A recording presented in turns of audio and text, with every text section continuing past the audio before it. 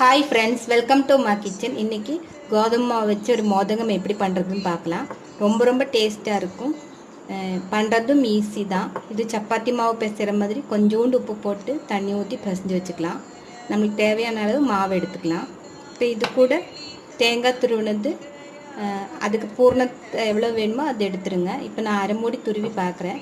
பத்தலைன்னா கொஞ்சம் கூட துருவி ரெடி பண்ணிடலாம். பூர்ணம் ரெடி பண்ணுறது ஈஸி தான். இது கூட சர்க்கரை பவுட்ரு இல்லைன்னா இந்த மாதிரி ப்ரௌன் சுகர் எடுத்துக்கலாம். நான் இப்போ ப்ரௌன் சுகர் தான் ஆட் பண்ண போகிறேன், ஏன்னா ஹெல்த்தி கூட. அதனால் 4 ஏலக்காய் நுணுக்கி போட்டுக்கலாம். இவ்வளோதான், ரொம்ப ஈஸியான ரெசிபி. இது நான் நுணுக்கிட்டு மாவு பிசைஞ்சு இப்போ மாவு பிசைஞ்சிக்கலாம். அதுக்காக நான் இப்போ 1.5 கப்பு மாவு எடுக்கிறேங்க.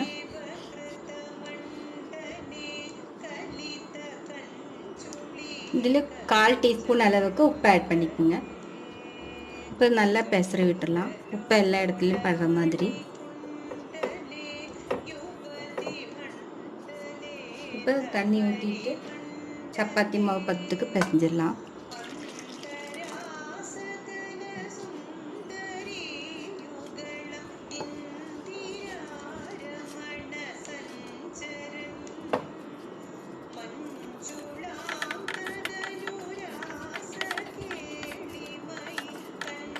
இப்போ நல்லா பிசைஞ்சிட்டேங்க. பாருங்கள், கையில் ஒட்டாத அளவுக்கு நல்லா பிசைஞ்சிட்டேன். கொஞ்சோண்டு ஆயில் அப்ளை பண்ணிடலாம்.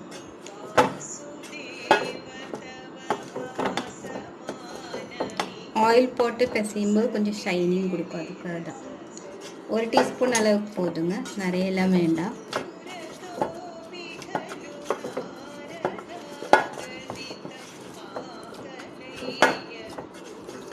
குழந்தைங்கள்லாம் ஈவினிங் ஸ்நாக்ஸ் கேட்கும்போது இந்த மாதிரி ஹெல்த்தியான ஒரு ஸ்நாக்ஸ் செஞ்சு கொடுத்தா விரும்பி சாப்பிடுவாங்க.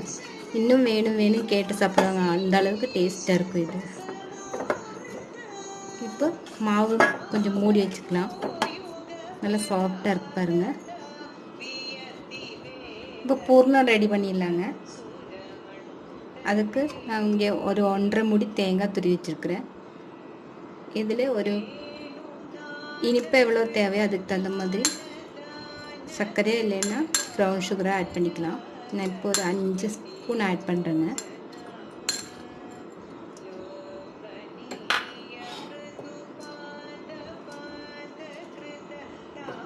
இது ஃபஸ்ட்டே பூர்ணம் ரெடி பண்ண வேண்டாம், மாவு பிசைஞ்ச பிறகு பண்ணுங்க. ஏன்னா தண்ணியாட்ட இந்த தேங்காயில் இருக்கிற பாலில் இருக்கிற தண்ணியும் இந்த சர்க்கரையும் சேர்த்து மெல்ட் ஆகி தண்ணியாட்ட ஆகிடும். அதனால் ஃபஸ்ட்டே ரெடி பண்ண வேண்டாம். மாவு நல்லா பிசைஞ்ச பிறகு நம்ம பூர்ணம் ரெடி பண்ணால் போதும். இதில் நான் இடித்து வச்ச அந்த 5 ஏலக்காயை ஆட் பண்ணுறேங்க.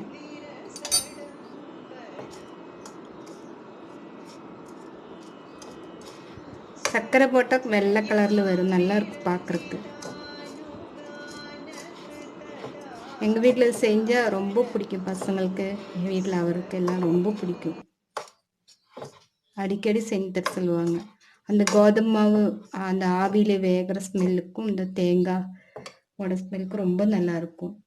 இப்போ பூர்ணம் ரெடி ஆயிடுச்சு. நம்ம திரட்ட ஆரம்பிச்சு மாவு மூடி வச்சுருந்தோம் இல்லைங்களா, எடுத்துடலாம். சின்ன சின்ன பால்ஸ் எடுத்துடலாங்க.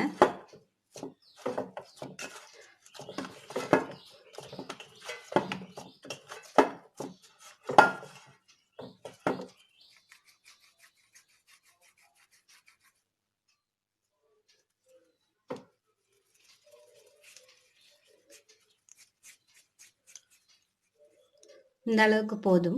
இதே மாதிரி எல்லாமே உருட்டிடலாம். 1.5 கப்பு மாவில் 10 பால்ஸ் வந்திருக்குங்க. இப்போ திரட்ட ஆரம்பிச்சிடலாம்.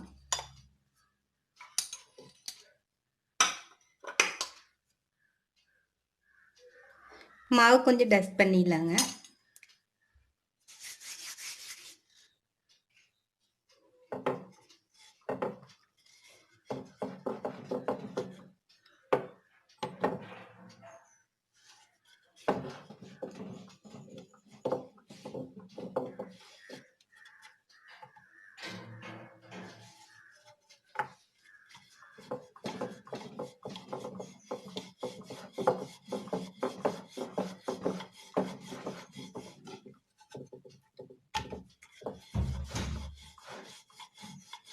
ஒரே கணத்தில் பருத்திடுங்க.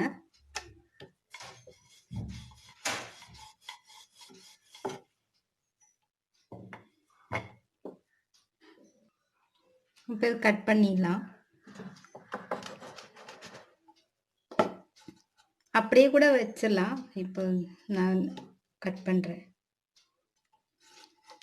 இதில் ஸ்டஃபிங் வச்சுட்டு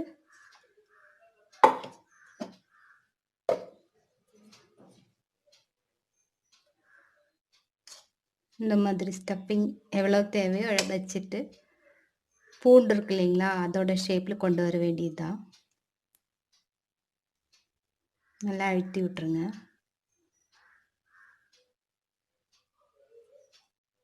நம்ம இஷ்டம்தான், எந்த ஷேப் வேணாலும் எடுத்துக்கலாம். இந்த வருங்க, இந்த மாதிரி வேகும்போது நல்லா வெந்து இந்த கலரே சேஞ்ச் ஆகிடும். நான் காமிக்கிறேன், ஸ்டீம் பண்ணும்போது காமிக்கிறேன். இந்த மாதிரி எல்லாமே பண்ணிவிட்டு உங்களுக்கு காமிக்கிறேங்க. எல்லாம் ரெடி ஆகிடுச்சு பாருங்கள். இனி ஸ்டீம் பண்ண வச்சிடலாம். ஸ்டீமரில் தண்ணி வச்சுருக்கேங்க, கொதிக்கட்டும், வெயிட் பண்ணலாம். கொதிச்சா தான் சாஃப்டாக கிடைக்கும். இப்போ தண்ணி நல்லா கொதிக்க ஆரம்பிச்சிருக்கு. ஒவ்வொன்றா வச்சிடலாம். அடியில் கொஞ்சம் ஆயில் அப்ளை பண்ணுங்க, ஒட்டாமல் இருக்கிறதுக்காக.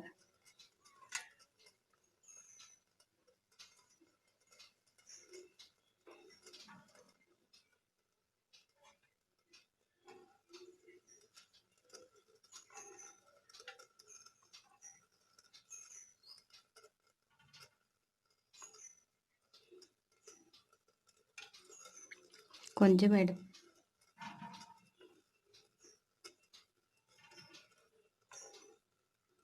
இப்போ இது மூடி வச்சுக்கலாம். ஒரு 6 நிமிஷம் நல்லா வேகட்டுங்க, சீக்கிரம் வெந்துடும். வெந்த பிறகு உங்களுக்கு காமிக்கிறேன்.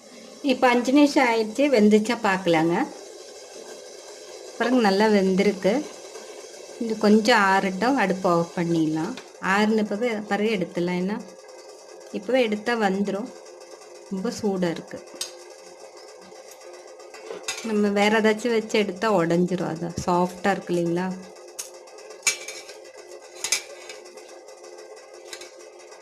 பாருங்க, நல்லா சாஃப்டாக இருக்குது.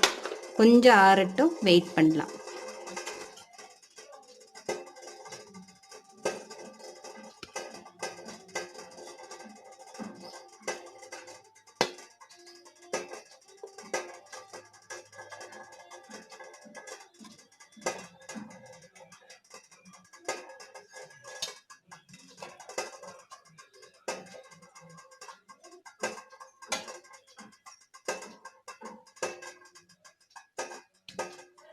பாருங்க, நமக்கு சூப்பராக ரெடி ஆயிடுச்சு. இது சாப்பிட வேண்டியது தான். கட் பண்ணி காமிக்கிறேன் பாருங்க.